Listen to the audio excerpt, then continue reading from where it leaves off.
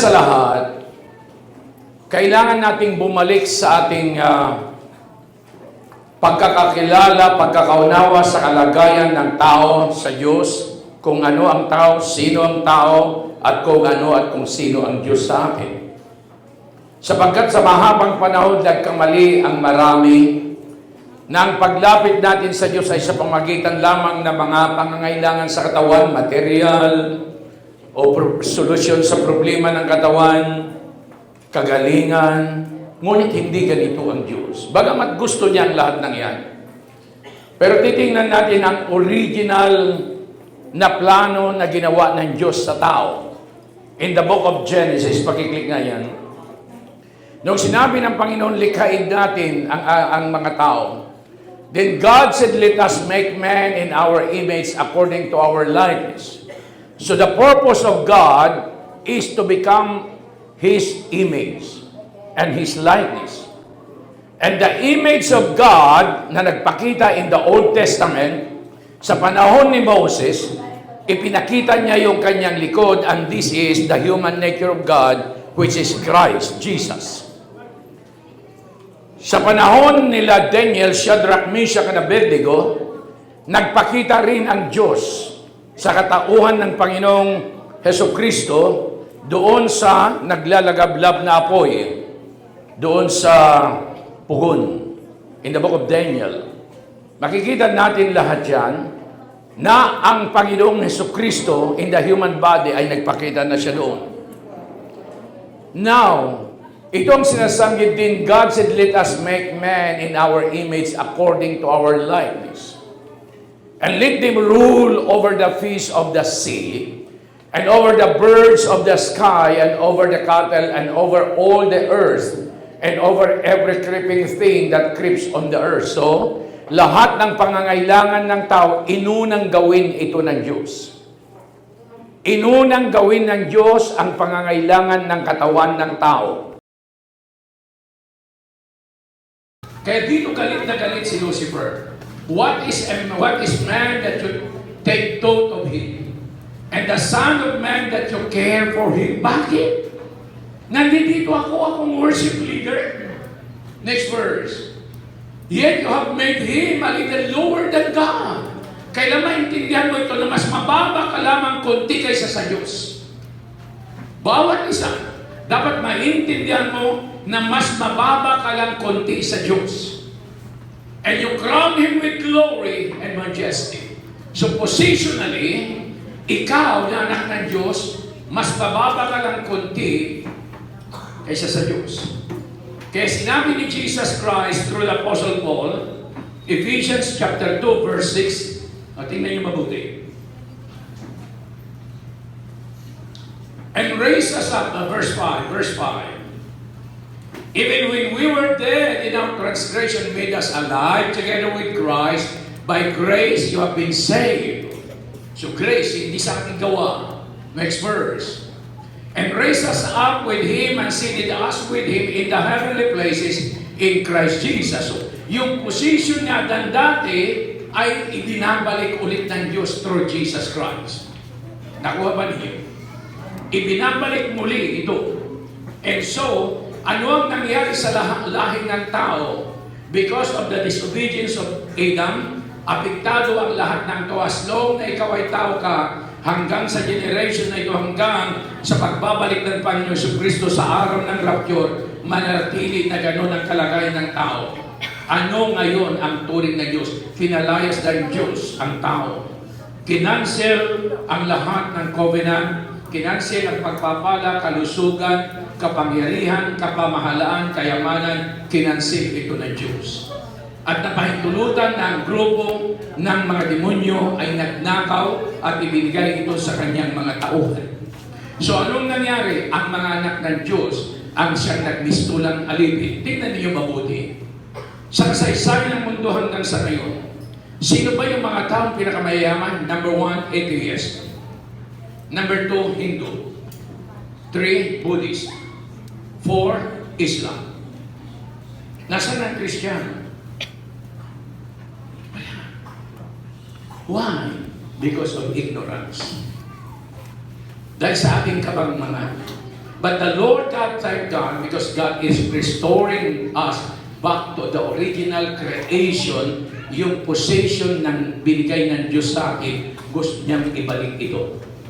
So anong nangyari ngayon? Pinalayas ng Diyos ang tao, Genesis chapter 3. Kaya ang tao malunod, sinabi niya, ikaw na babae, manganganak ka, bla bla bla bla, maghihirap ka. Ikaw na lalaki, hindi ka kakain na hindi ka magpapakahirap sa iyong katawan. So lahat ng sumpa, nandudun na. Makinig kayo, maliban doon, may bantay na. Hindi ka na pwedeng pumasok. Hindi ka pwedeng pumasok na manghingi. Hindi pwede. Bakit? Ang turing ng Diyos mula nung araw na yan sa tao ay walang pagkakaiba sa hayop, aso at baboy. Ecclesiastes chapter 3 verse 18. Tingnan niyo mabuti. Walang mabait dito, walang magaling. Walang may pinag-aralan, wala yung mangmang o hindi nakapag-aral. Pantay-pantay yan. I said in my heart, regarding the subject of the sons of men, God is trying or separating and sifting them that they may see that by themselves under the sun, without God, they are but like beasts. Pag wala ng Diyos, ang tao ay kabantay na ng hayop. Na makinig kayo. So lahat ito, lahat ng lahi ng tao, sa tingin ng Diyos ay hayop ito. Number one, ang mga Gentiles. Pagka tayo, lahat tayo ay Gentiles. Ngunit pagka ikaw ay na-born again, anak ka ng Diyos, dahil hindi naman tayo Hudyo. Okay, na, dahil ngayon ikaw ay hayop, wala ng pag-asa. Wala kang pag-asa sa Diyos, maliban lang na mayroong magbibigay ng buhay upang ito'y ialay para sa iyo at tubusin kang muli at para sa ganun balik ang relasyon mo sa Diyos. Hindi sa sarili natin. Hindi sa galing, hindi yung ating ginagawa, pagsayaw, pagtuktok, pagkanta, o pagsasalita. Hindi. Hindi natin makukuha sa paraan ng tao. So ngayon, isi-shortcut ko lang ito. Alam kong tinuturo na ito sa inyong mga pastor. Nais ko lang bigyan ng dinig ko sa inyo para sa ma-restore na ang buhay ng lahat. Na, una, ang turing ng Diyos sa tao ay parang aso at baboy. In the book of Matthew, isang babae na hintil na ang kanyang anak ay naalihan ng masamang espiritu, lumapit ito kay Jesus. And a Canaanite woman, siya King James na. Okay. And behold, a woman of Canaan came out of the same coast and cried unto him, saying, Have mercy on me, O Lord. Thou son of David, my daughter is grievously vexed with the devil. So ang babae hindi lumapit kay Jesus sapagkat may problema siya. May pangangailangan siya. Kailangan niya ay palayain ang kanyang anak na inaalihan o inaalipin ng demonyo. Ngunit hindi niya nakikita kung ano ang kalagayan niya. Yung kanyang kaluluwa hindi niya nakikita. Nakikita lamang niya ay yung panglabas ng pangangailangan ng katawan. Next verse. But he answered her not a word. Kaya maraming mga prayers na hindi sinasagot ng Diyos, makinig kayo mabuti, kaya mali nga yung mga turo-turo na yung prayer mo na hindi sinasagot, pagdating mo sa langit, nandun nakalagay sa garapon. Kalukuhan yun. Mayroong mga sagot na, wait, hindi ka, mamamatay ka na. Kung hindi ka pa mamamatay, wait pa. Kung pagagalingin ka ng Diyos, galing ka agad. Kung tapos na talaga. Wala yung wait. But he answered her not a word. Hindi sumagot si Jesus. Kung baga hindi niya pinansin na ano ang dahilan kaya, bakit hindi pinansin ni Jesus itong babae na humihingi ng tulong na pagalingin ang kanyang anak na inaalihan ng masamang espiritu? Hindi niyo ba napapansin sa buhay ninyo sa nagdaang mahabang panahon? Marami kayong request sa Panginoon, ngunit walang sagot. Lahat tayo, di ba? Because of our kamangmangan. Dahil di mo alam kung ano ka, kung sino ka sa Diyos. Kaya may mga taong dumarating sa point of discouragement. Bakit? Kasi akala ang Diyos ay malamo. hindi madamot ang Jews. But he answered her not a word. And his disciples came and besought him, saying, send her away, for she cried after us. Gusto nga palayasin na eh. Gusto ng mga alagad kasi hindi pa naman sila baptized ng Holy Spirit at that time, hindi pa sila born again, naiinis sila. Palayasin na yung mga yan. Palayasin niya. Masyadong maingay, nakaka-istorbo yan. Next verse. But he answered and said, ito lang sumagot si Jesus. I am not sent but unto the lost sheep of the house of Israel. Hindi ako para doon sa bakit sino pala itong babae nito. Ako sa akin ay para lamang sa sambahayan ng Israel, hindi po pwede sa mga hintil. Next verse. Then came she and worshiped him, saying, Lord, help me. Maawa ka sa akin.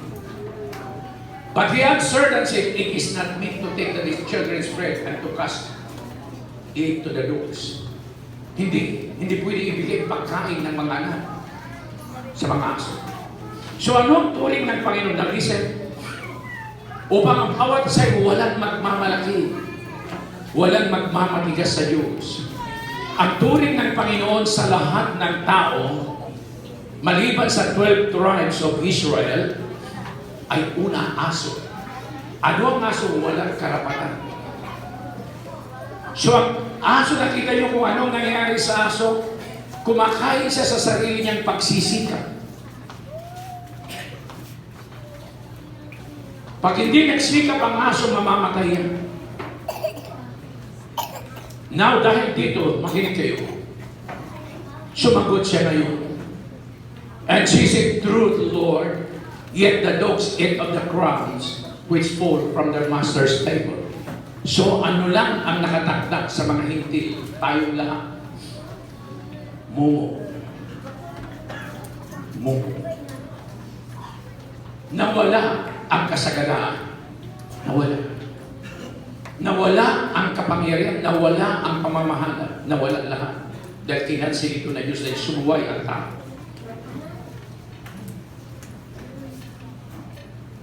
Next verse. Then Jesus answered and said unto her, O woman, great is thy faith. Ano ang nakita dito ngayon? Bakit naging great yung pananampalataya? Sapagkat ang nakita ng Panginoon hindi na yung paghingi ng kagalingan, kundi humihingi na siya ng awa. Sa ibang translation, makikita natin yan. Have mercy. Have mercy. Pakiklik kayo sa ibang translation. Sabi niya, have mercy, O God. Have mercy on me, O Lord. Maawa ka sa aking Panginoon. Maawa ka. Then Jesus said unto her, O woman, great is thy faith. Bakit? Kasi yung faith nag-connect ito as a result of the mercy of God. Sa New American Standard, yata yun. Pakiklik ngayon.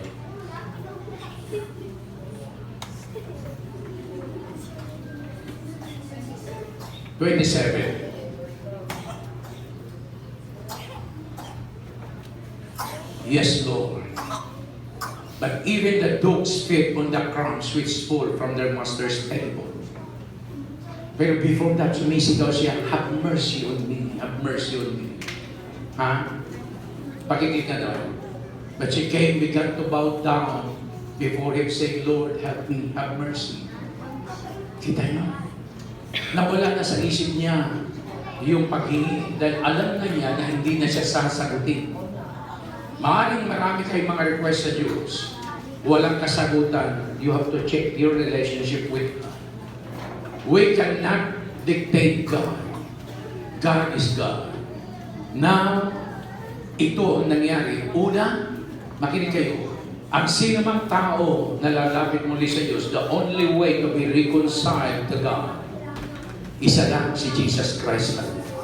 Hindi dahil ikaw sumasayaw ka, hindi ako dahil nagpe-preach o pastor o tumutugtog, hindi.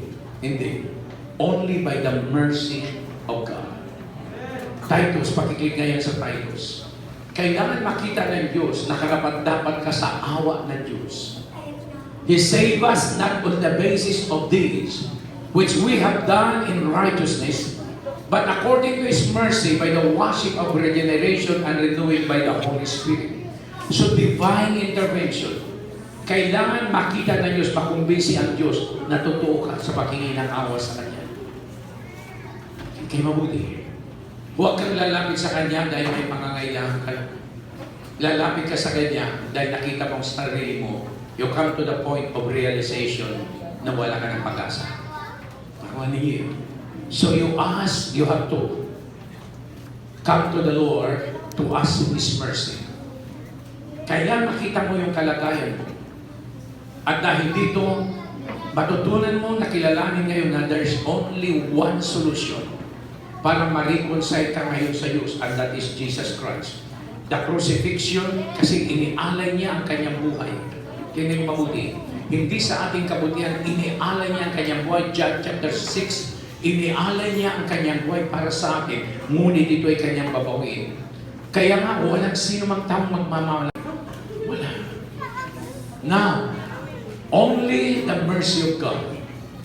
Sa pamagitan ng kamatayan ng Panginoon Jesucristo, makinig kayo, the shedding of the blood, the death, and the resurrection of Jesus Christ. Ito lang ang paraan na makabalik ang tao sa Diyos. Bakit? Only the blood. Ang tanong, may dugo ba ang Diyos? Meron. And who carries the blood of God? The human nature, Jesus Christ. In the book of Acts, chapter 24, chapter 20, verse 26, tingnan natin. Hallelujah. Therefore, I testify to you this day that I am innocent of the blood of all men. For I did not shrink from declaring to you the whole purpose of God. Be on guard for yourselves and for all the flock, among which the Holy Spirit has made you overseers to shepherd the church of God, which He purchased with His own blood. Kaninong dugo pinatubos? Sarili niyang dugo.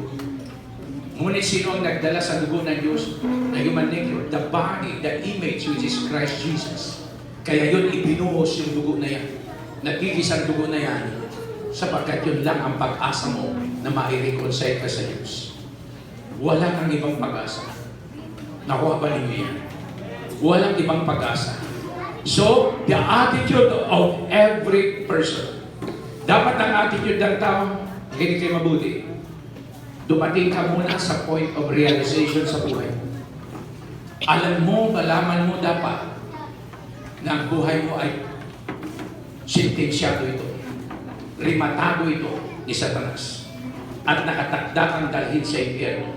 Ngunit habang ikay nandito sa ibaba ng mundo, mamumuhay ka na miserable ang buhay mo. Ang pag-asa mo lang dito, walang iba kundi si Jesus. So, the word na sinasabi niya doon sa Acts chapter 3 verse 19, the word na repentance. Mamaya pupunta tayo doon. Next, the attitude of a person na totoo na nagbabago ng buhay. The attitude of a true repentance. Makinig kayo mabuti. In the book of Luke, attitude of a true repentance. Oh, Jesus. Hallelujah. Ha? Sige, pakinig daw. Oh, Jesus. So, number one, makinig kayo mabuti, dapat mong malaman na ikaw, kahit ano ka pa, ang turing sa iyo ng Diyos, aso. Walang karapatan. So, ibig sabihin, huwag ka na gumawa pa ng reason. Pero yan na sinabi ng Diyos. So, walang magaling, walang mahina, walang mahirap, walang mayaman, walang pinag-aralan, walang pantay. Bakit? Jesus mismo, lumapit yung babae na yung Gentile, ano sagot? Walang karapatan. Walang karapatan. Dahil ang turing ng Panginoon is aso lang. Nakita ninyo, ang aso walang karapatan kumain sa pagkain ng mga anak na nakalatag doon sa pagkainan. Nakikiusap kahit mumo na lang. Kaya maraming mga tao sa loob ng Christian Corporation, mumo ang kinakain. Mumo lang. Wala talaga yung sinasabi na abundance na sinabi ng Diyos. Verse, and he said, a man had two sons. The younger of them said to his father, Father, give me the share of the estate that falls to me. So he divided his wealth between them. Now, nakita niyo kanya nangyari. Kaya nung magsimulang ibigay sa kanya ng Diyos yung extended authority, kasi siya nagbigay ng pangalan ng mga hayop, mga isda, mga ibon, lahat-lahat. Hindi na siya nagpatuloy na isiksik ang kanyang buhay sa Diyos. Nagsimula siyang mamuhay sa kanyang sarili na hindi niya alam na nag-disobey siya. In fact, si Eva, hindi ito creation ng Diyos. Galing lang ito sa tadyang niya, isa sa mga tadyang. Kasi ang plano ng Diyos, yung tinatawag na itong blueprint ng Panginoon, sabi niya, let us make male and female. Ang nagawa pa lamang ay si Adam, wala pa si Eva. Kailan because of the disobedience of Adam, makinig kayo mabuti, hindi na ginawa ang babae, galing na mismo sa tadyang niya. So doon na nagkalukuluko ang buhay ng tao. Na dito ngayon, ay kinuha niya yung portion niya. Di nga ba ang tao nabubuhay sa kanyang sarili? Next verse. And not many days later, the younger son gathered everything together and went on a journey into a distant country. So tayong lahat na nasa journey. Sarili mo masusunod. Yung iba mag-aaral, yung iba ayaw mag-aaral. Gusto nilang gawin kung ano yung gusto nila. Sapagkat yun ang paglalakbay ng buhay mo. Yun yung journey ng buhay na pinili mo sa mundo ito. Sa mga kabataan, mga bata pa, may mga anak na, yun ang journey mo. Kapahamakan ang pinili niya. So yun ang ating. And that many days after, or later, the younger son gathered everything together and went on a journey into a distant country, and there he is wandered his day with loose living. So, ginawa niya lahat. Para sa kanya kung ano yung nagusto niya, pinili niya. Sarili niyang nasunod. Hindi ka ba marami sa inyo dati-rati o hanggang ngayon, yung gusto mo yun ang pinipili mong mangyari. Next verse. Now, when he had spent everything, a severe famine occurred in that country, and he began to be impoverished. Nagsimula na siya ngayon na dumating na siya sa point of realization sapagkat nakita na niya ang kanyang sarili na hindi na maganda. And so, next verse, he went and hired himself up to one of the citizens of that country, and he sent him into his fields to feed swine. Bakit dinala siya doon sa baboy? Kasi yun na siya. Yun na. Una, ang kalagay ng tao ay aso. Pagdating sa pamumuhay ngayon, baboy. Bakit? Ang baboy, lahat kakainin niya yan. Lahat tanggap yan, ini-embrace. Next verse. Ang baboy, paliguan mo man yan, babalik pa rin yan sa puti. Ang aso, isuka man niya yung pagkain, babalikan niya yung sinuka niya, kakainin pa rin. Ibig sabihin ito, nagsasalita ito about the nature na galing kay God, galing sa ninuno mo, galing sa magulang. And he would have gladly filled his stomach with the pods that the swine were eating, and no one was giving anything to him. So anong pagkain ng baboy, siya rin ang pagkain niya. Now, yung kalagayan ng unang tao na naging malaki ang pagkakaiba na sa panahon.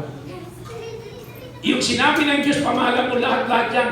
Ikaw mamamahalan lahat yan, mga hayop pagkain, mamimili ka kung anong gusto mong kainin. Sa Revelation, pinakita ulit ng Panginoon yan. Sa uling mga panahon, sa new heavens and the new earth, na yung puno, isang puno pa lamang, 12 ang bunga nun. Dapat yun ang pagkain niya. At yun din sana ang pagkain natin. Pero wala. Bakit? Sumuway ang unang tao at lahat tayo ay nagmana niya. Bakit? Sapagkat yung hatol kay Adan, siya rin ang hatol sa atin. Natingnan natin mabuti, the book of Romans.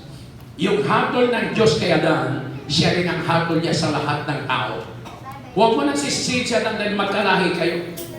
Dahil kung hindi kayo magkalahi, dapat baka ka. Tao kayo. Nevertheless, death reigned from Adam until Moses, even over those who have no sin in the likeness of the offense of Adam, who is a type of him who was to come. Nakita nyo? Kahit wala kang kasalanan na katulad niya, dan yung sentensya mo, pariho kayo. Ano yung pagkakapariho? Itinaboy ng Diyos. Kinansin lahat ng mabubuti sa'yo, kaya kahit anong gawin mong patiyak, wala. Ano ang para sa'yo? Mumo. Kaya maraming mga tao, mga kabataan, mukhang kayo may sabi niya. See? Nabalikan natin. Tingnan niyo mabuti.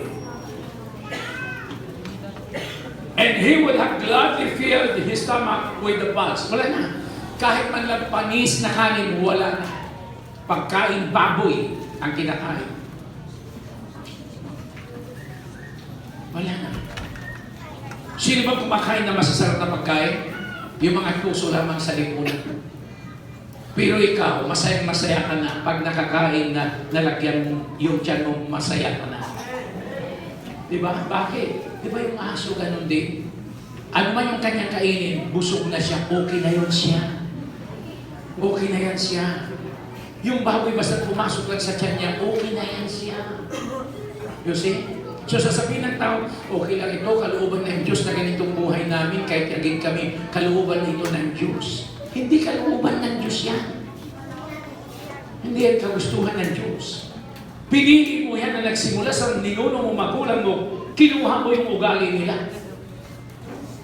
Inadapt mo rin yung kanilang pag-uugali. Kaya ganun ang nangyari. Next verse. Tingnan niyo. But when he came to his senses, tingnan niyo ha, so dumating sa point of realization. Hanggat hindi ka dumarating sa point of realization, makita mo kung ano ang kalagayan ng buong buhay mo, yung kaluluwa mo, hindi ka magbabalik loob sa Diyos. Tatandaan niyo palagi. Kung ang layunin mo ay para lang mayroon kang makuha para sa iyong katawan, makinig kayo mabuti, pakinabang mo sa iyong katawan, nagkakamali ka sa pagkakilala mo sa Diyos. Maaaring maging matagumpay kang magkaroon ka ng maraming pera, sakyan, bahay, o ano pa man yan, no problem. Pero ang kaluluwa mo, ang tunay na buhay mo, wala pa rin pag-asay ko sa Diyos. Now, ito ay tingnan niyo mabuti. Kaya nga ang pagpapala ng Diyos, hindi ito pinaghihirapan. Ano bang pagpapala ng Diyos, hindi ito pinaghihirapan. Makinig kayo. But when it came to his senses, he said, how many of my father's hired men have more than enough bread, but I am dying here with hunger. So tumating sa kanya yung point of realization. Makinig kayo mabuti. Hanggat hindi mo na-realize kung anong kalagay mo sa compared sa tunay na ikinakda ng Diyos, hindi mo makikita ang buhay. Kung ang isip ng tao para lang sa pangangailangan mo, hindi mo malalaman kung anong tunay na kalagayan. Next verse.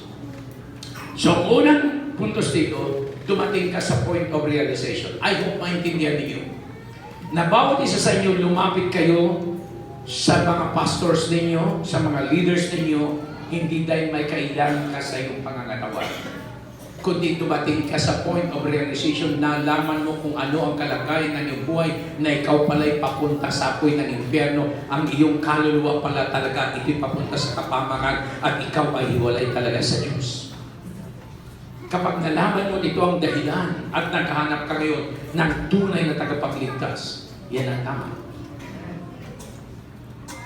I will get up. Gumawa siya ng desisyon. Anong ginawa niya? Tatayo na ako. Ayaw ko na ito. I will get up and go to my Father. Babalik na ako sa Diyos.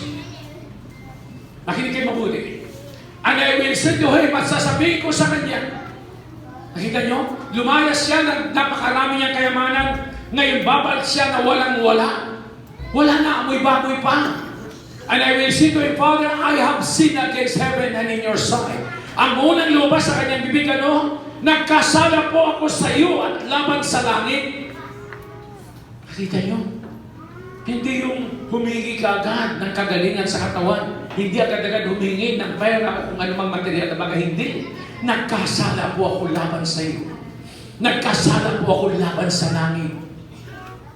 Ilang kaya sa inyo ang lumapit sa Diyos na ganyan? Yung inyong attitude. Next verse. Importante yan. I am no longer worthy to be called your son. Hindi na po ako karapat dapat na tawagin mo nga. Make me as one of your hired men. Gawin mo na lang ako na isa sa iyong mga alipin. Huwag ng anak mo dahil ako'y nagkasala sa iyo at sa langit. Gawin mo na lang akong alipin. Pero ang karamihan pag lumalapit sa Diyos, ikaw pa itong nagdidikta sa Diyos. Niyuyugyug ko ang langit. Sino ka ba?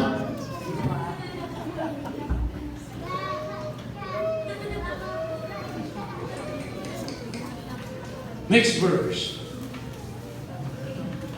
So he got up and came to his father. When you have, okay, kapag dumating na yung time, the point of realization, at gumawa ka ng decision, titingnan ka ng Diyos kung totoo ka ngayon. Na nagbabago, hindi nagsisisi, nagbabago. At sa pagbabago na yan, Panginoon, wala po akong hingin na anong bagay. Sapat na, Panginoon, na ma-reconcile po ako sa iyo. Sapat na po. Bakit? Hindi mo na kailangan manghingi. Tingnan nyo.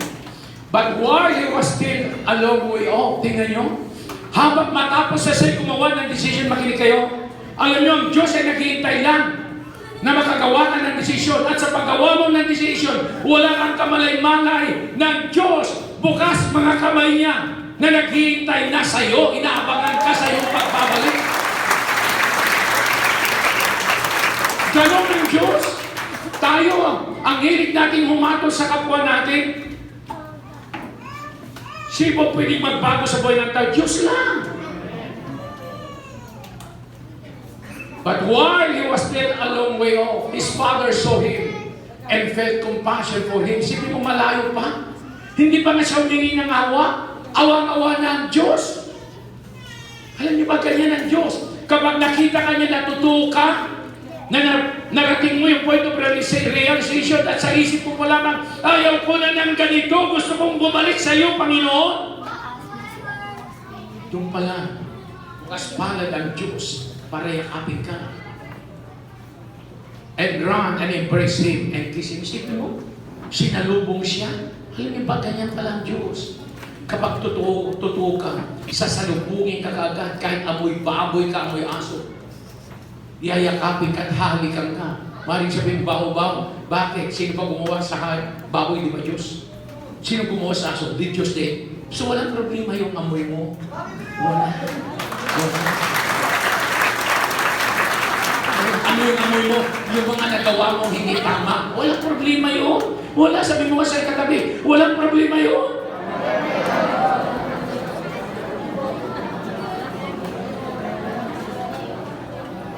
Next verse, makinig kayo po. And the son said to him, Father, nung magtagpo na sila, I have sinned against heaven and in your sight. Nagkasala ko laban sa langit at sa iyo. I am no longer worthy to be called your son. Hindi na ko karapat dapat na tawagin o ituring mong anak. Verse 22. Anong sabi? Sumagot ba ang Diyos sa kanya? Ano bang ginawa mo, anak? Makinig kayo mabuti. Nagsabi ba ang Diyos, sumunod ka sa sinner's prayer? Ha? Sinabi ba yan? Makinig kayo. Sapat na dumating yung tao sa point of realization, tumayo siya, gumawa ng decision at nanindigan siya. Ayaw ko na ang buhay na galing sa ninuno ko, sa magulang ko. Ayaw ko na. Gusto ko na bumalik sa Diyos.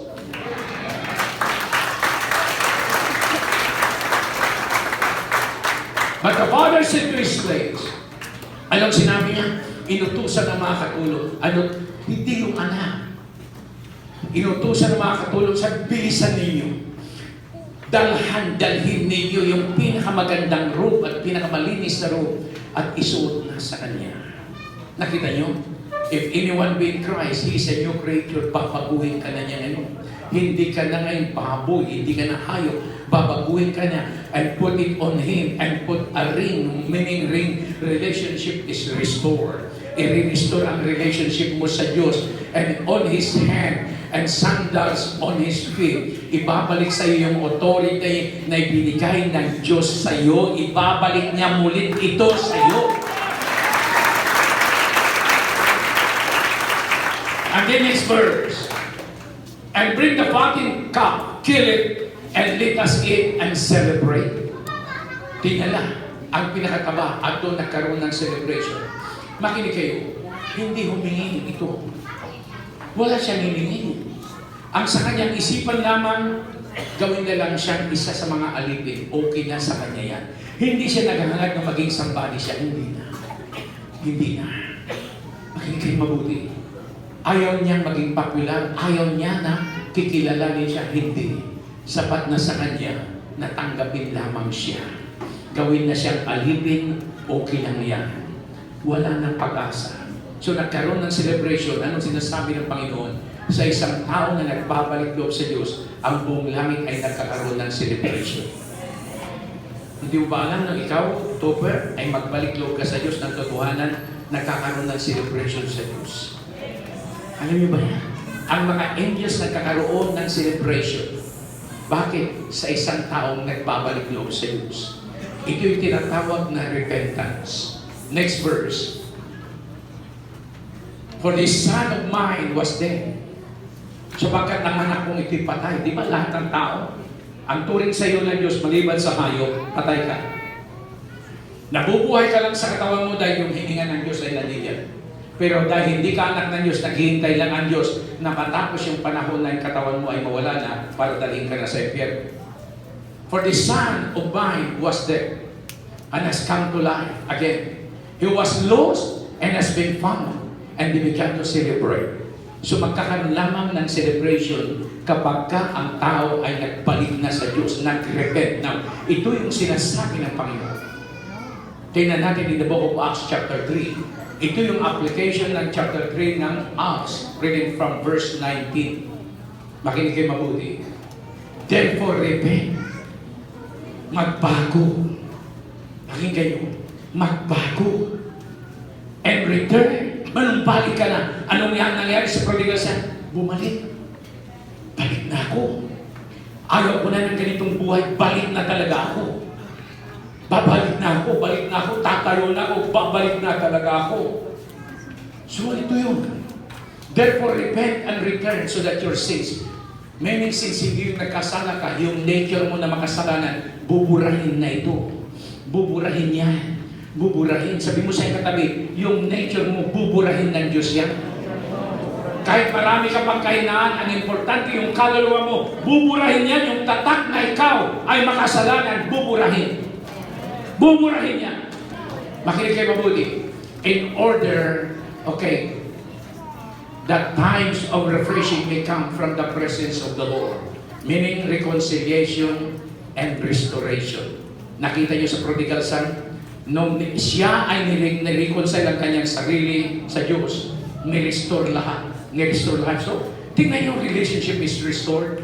Everything will be restored. Lahat i-restore ito ng Diyos. Now, sa anong paraan? There's only one way. Jesus Christ is the only way to be reconciled to God. Walang iba. Only Jesus Christ. Through Jesus Christ, dahil siya ang nagbigay ng kanyang buhay, nag-aalay ng kanyang buhay upang ang tao ay magkaroon ng katubusan. Makinig kayo. Pero hindi magaganap sa buhay ng kahit siman if you will reject the Redeemer. Kung i-reject mo ang Redeemer at ikaw masusunod, walang epekto sa buhay mo. Sapagkat ang redemption ay mangyayari lamang ito sa mga tao na, number one, dumating sila sa point of realization kung ano kalagayan nila, and then mag-repent siya, doon lamang magaganap ang redemption sa kanila. Hindi mag-a-apply ang redemption kung hindi magbabago ang tao. Nakuha ninyo. So dahil dito ngayon, sinasabi ng Panginoon, this is a prophecy which is being fulfilled in the New Covenant. Makinig kayo.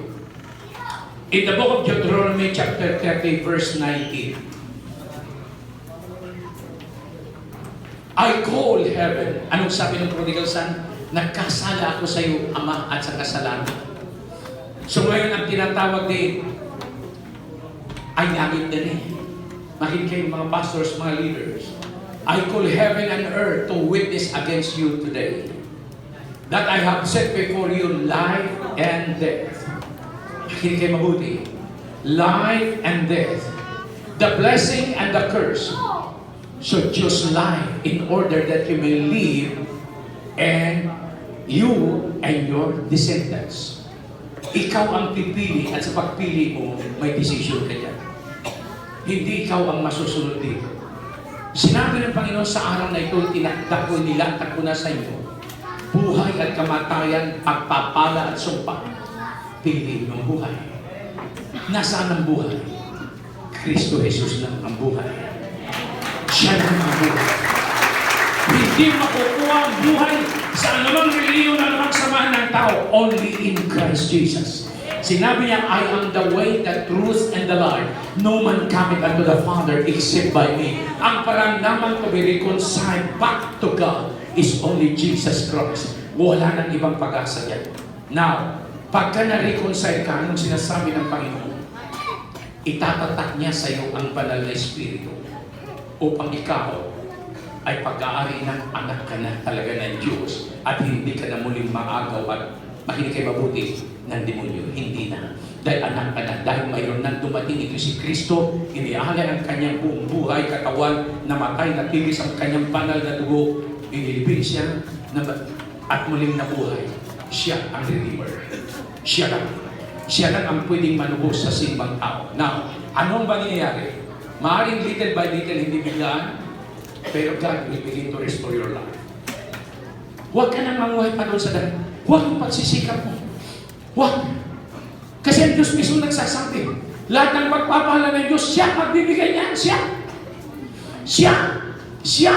Kasi, Deuteronomy chapter 20, reading from verse 1, if you will hearken diligently to the voice of the Lord your God, and obey His commandments, and do all His statutes, then God will lift you up above all the nations of the earth. Ibig sabihin, babaguhin niya yung standard ng buhay mo. Hindi ka na maging katulad ng mga magulang mo, kapatid mo marahil, o sinumang mga barkada mo, hindi na. Iangat ka na ngayon ng Diyos. At pag-angat ng Diyos sa iyo, dahil ikaw, kasama ka nakaupo ni Kristo, anong sabi ng Panginoon? All these blessings shall come upon you and shall overtake you. Ano ang dahilan? Pagkat gusto ng Diyos na yung lahi na yan na galing kay Kristo, tumami kayo. Kung anong sinabi niya sa Genesis, sabi niya, mag-multiply and increase. Yun din ang sinabi ni Jesus. Make them my disciples. Gawin yung alagad ko, sabi ng Panginoon, ang iyong kapatid. Gawin mong alagad ko, sabi niya, ang iyong classmate. Nang mabilis. Gawin yung alagad ko, sabi ni Jesus. Ang mga tao, bakit? Tapos na niyang gawin lahat para sa iyo. Na, makinig kayo. Yung Holy Spirit na bigyan, gusto kong malaman nyo, ang Holy Spirit na yan, yan si Jesus, that is the Spirit of God. Bakit? God is omniscient. Ibig sabihin, present ang Diyos kahit saan. So physical ni Jesus is still in heaven, but you have God in you, and that is the Spirit of Jesus. Yan ang nakatira sa iyo. Now, anong mangyayari sa ngayon? Makinig kayo mabuti. Once na ikaw, na-reconcile ka na sa Diyos, 1 Corinthians chapter 2, verse 9 and 10.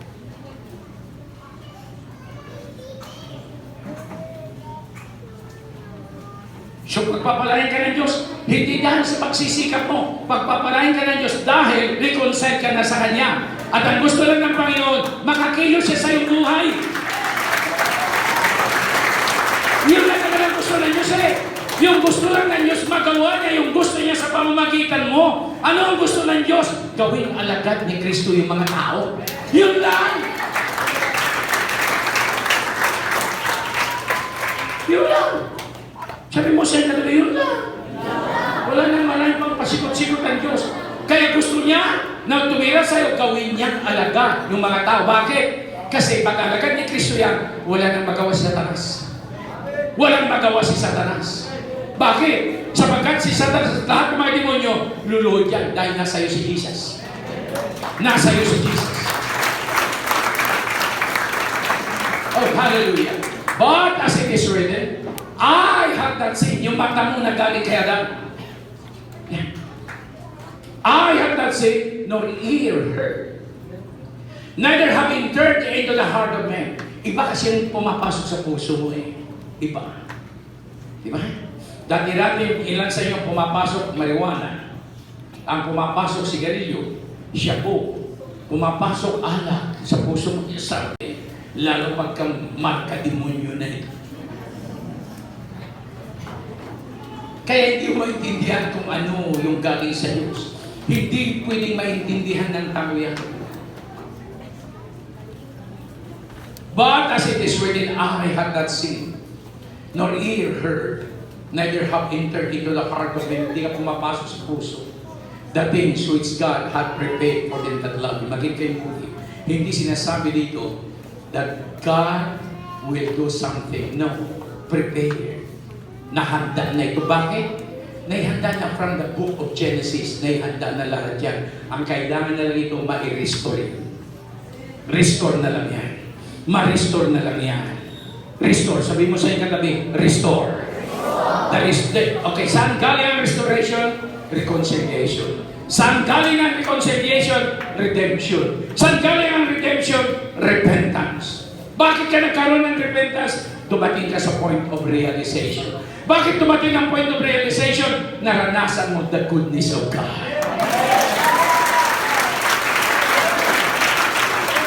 Hallelujah. Next verse, verse 10. Tatandaan nyo palagi, ang Diyos ay nasa sayo. Huwag ka nang maghanap-hanap pa na kung ano, ang Diyos ay nandiyan sayo.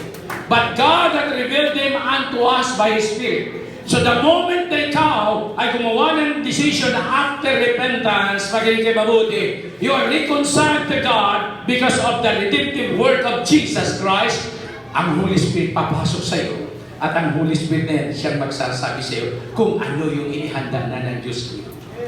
Kung ano yung inihanda ng Diyos ko. Siya ang magsasabi. Sasabihin sa iyo, anak, ito'y para sa iyo. Hindi yan, ito'y para sa iyo. Ito.